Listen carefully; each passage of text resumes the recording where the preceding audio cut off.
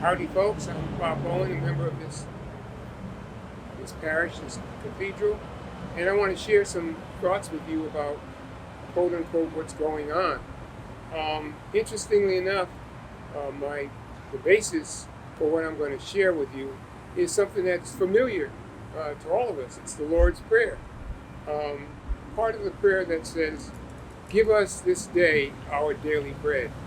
And what I had in mind, and what I still have in mind, is that each day, um, we ask for and do in fact receive our daily bread. The daily bread is what I've done with it. I've made it a literal translation, and that it is something to eat.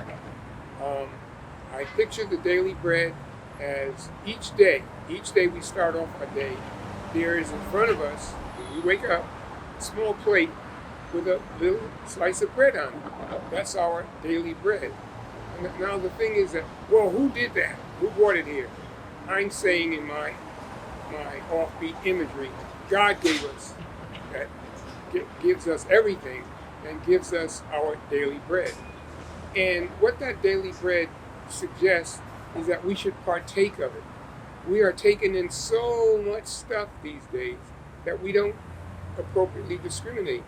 And so the daily bread reminds us very symbolically and realistically that the bread of life comes from up there, from Almighty God.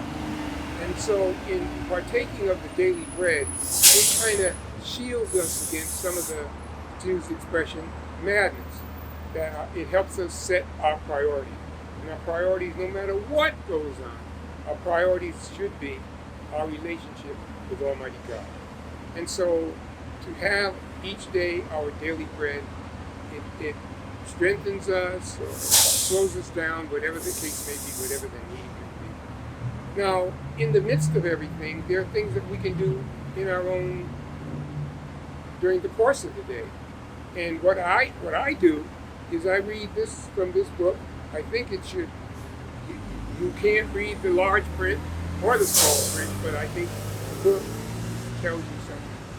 And I've made a commitment that I will read at least 5 chapters of whatever book a day.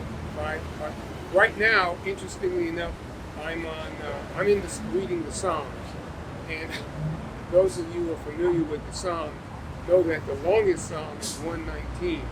So it doesn't take that long. The passages are not that long. But some of the parts of the Bible, it is quite long.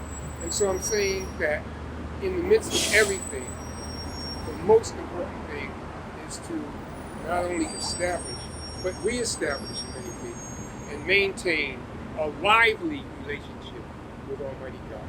Can't go wrong. Can't go wrong. The bread is, excuse the expression, soul food in the literal sense, not to promote a restaurant or anything like that. It's soul food, it's food for the human soul, and it comes from the source of everything. So I would say that we can get pretty bent out of shape about things, and in many cases it's appropriate. In other cases we're just worrying ourselves. Let me suggest another thing that may be difficult for some folks. Turn off the news. Turn off the radio. Well, turn off the news station.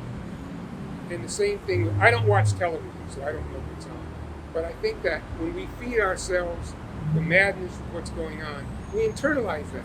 And so the main thing in our conversation is some of the horrible things that have happened. And I'm not naive. I do know what's going on. I do know what's going on. But I don't dwell on it. I found ways to make other things of value, relationship with family. There are members of the parish that are ill. I call them. I send cards to people. Every now and then I run down to, don't run, I drive downtown to the Downtown Women's Center where I've done volunteer work. So I stay in touch, but I have in fact shifted my agenda. So to tie this up, I would say the world is not coming to an end. It is undergoing significant and badly needed change, but the spirit that built it, this world, is a spirit that maintains it.